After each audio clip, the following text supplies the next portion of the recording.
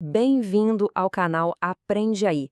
Hoje a gente vai embarcar numa jornada incrível, cruzando os limites da ficção cinematográfica e da pura realidade científica. Vamos entender juntos o futuro da nossa civilização no espaço, desvendando como a arte, a arquitetura e a astrofísica vão acabar se encontrando nessa nossa inevitável busca por sobrevivência fora do planeta Terra. Ok, vamos mergulhar nisso. Sabe, quando a Terra, o nosso único lar até agora, simplesmente não for mais habitável, para onde a gente vai?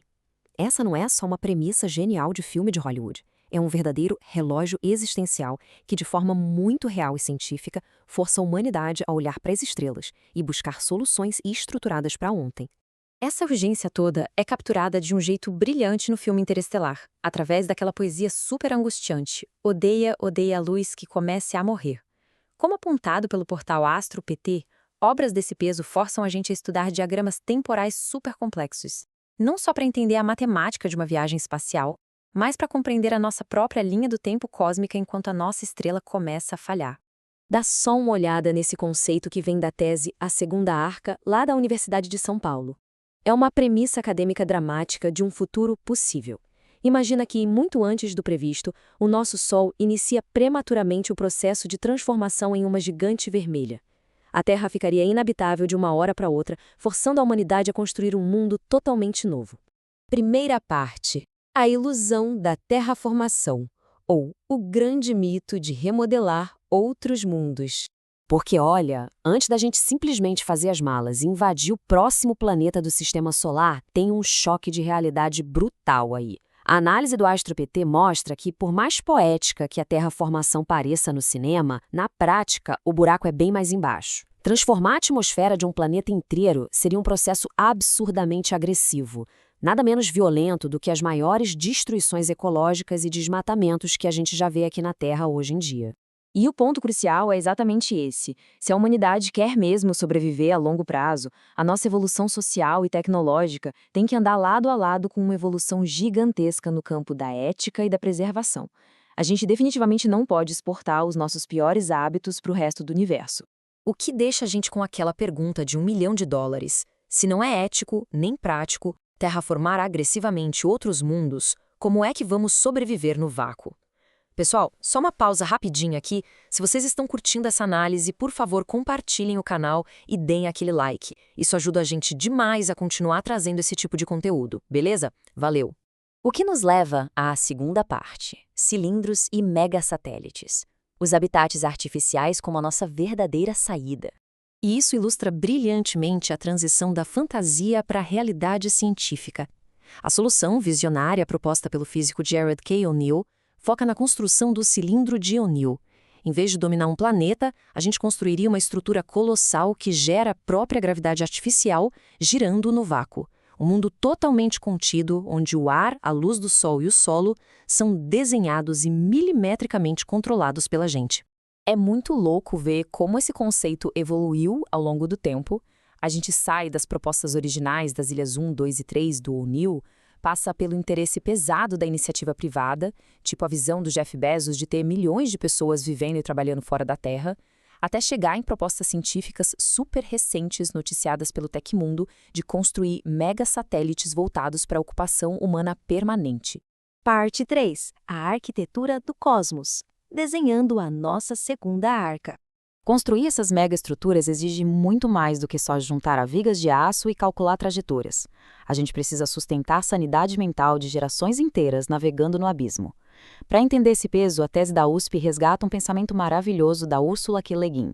Ela diz que a ficção científica funciona como um vocabulário. É uma ferramenta incrível para imergir as pessoas numa realidade imaginária, usando metáforas para falar diretamente com o nosso interior sobre as questões essenciais da vida. Dá uma olhada nessa estética inspirada nas visões do arquiteto Lebbeus Woods.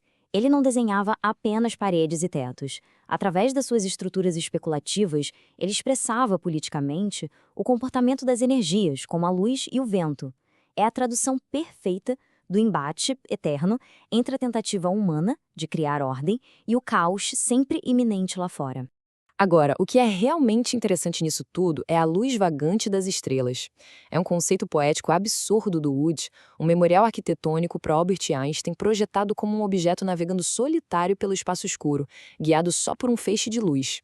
É, literalmente, a teoria da relatividade moldada em uma poesia espacial. Uma baita metáfora de como a nossa segunda arca vai ter que navegar no escuro. Mas no meio de todo esse vazio, a gente vai precisar desesperadamente de ancoragem psicológica. Trazendo as teorias do E. H. Gombrich sobre o sentido de ordem, fica claro que a mente humana precisa identificar padrões e estabelecer hierarquias para não enlouquecer. As estruturas onde a gente vai morar no espaço vão precisar impor um sentido tangível de ordem contra o caos total e sem forma do universo exterior.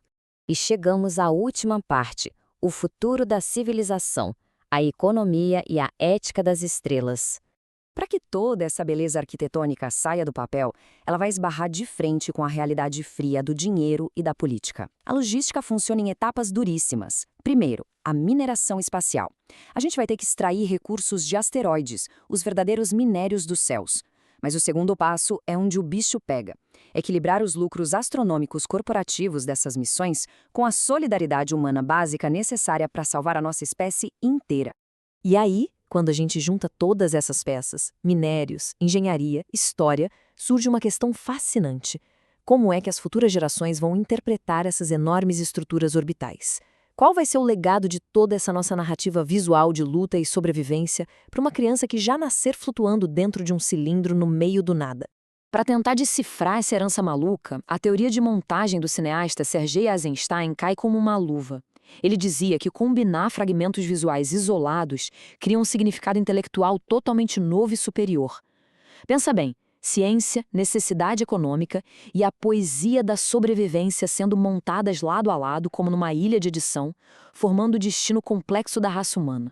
Isso nos leva de volta ao texto que abriu o projeto conceitual da USP. Os dias trazem fatos que, por vezes, se tornam um emaranhado confuso e disforme.